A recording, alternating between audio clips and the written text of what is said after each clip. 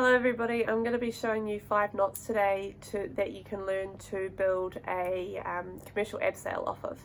So those 5 knots I'm going to teach you is an Italian and a clove hitch. The Italian's obviously used for belaying off of, and I'm going to teach you how to do a clove hitch as well. They're 2 very similar knots to tie, but they're used for 2 very different purposes. So I'm going to show you an easy tip to make sure you can tell the difference between the 2. The next knot I'm going to show you is a figure 8 on a bight, and also as well a double figure 8 on the bight. The double figure 8 on the bight is used for when you want your main abseil line separate to your client's safety line. And then the last knot I'm going to show you is a stopper knot, just to get rid of that excess rope or to tie off rope that you need to make sure that no rope's going to go through that knot. Thank you for watching, and I hope this is all very helpful. So the first knot we're going to do is an Italian. So to do an Italian, we create a P, we create a Q, and then the way I remember how to do it between the clove and the Italian is instead of cutting a clove of garlic, we read an Italian book, so you close it. So if I want to learn Italian, I'm going to close the book, and then if I chuck that in my carabiner, like so, and twisting that one up, then that is, we know, is for running rope. This is for our belay. So just one more time, creating the P, creating the Q, and then closing it like a book and flicking that in there. And this is our belaying knot, and we always set it to run.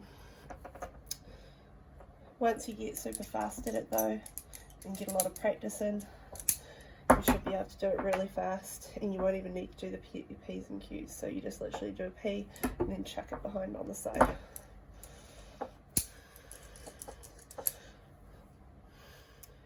So our next knot we're going to do is a clove hitch, so that's the locking hitch.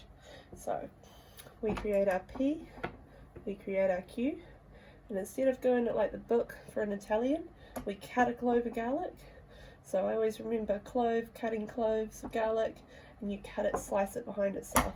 So it won't work if you do it the other way. You need to make sure that they're covering each other, and that's your locking one. And then if we just chuck that into there, then that clove hitch will be nice and tight, and it won't go anywhere.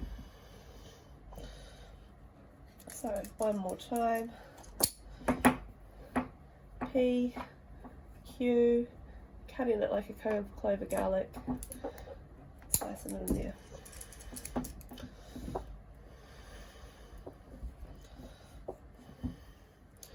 So our next knot we're going to do is a figure 8 on a bight. So you need to grab a bight of rope. What you're going to do is you're going to grab the knot rope just there, making sure that you have enough tail to create a stopper. Then you're going to wrap it around the top and then back around itself so you can create that figure 8, and then sloshing it in the hole right here, making sure that all the ends are sitting in the right place.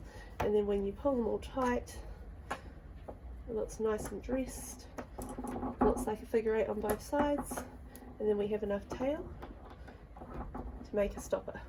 So the easiest way to make a stopper is I always put my finger next to it, wrap it around my finger until I create that cross, and then wrap it back around, and then you'll be able to move your finger out of the hole and put the end back into the hole where your finger was, and then pulling it down the knot towards the figure 8 to make it nice and tight.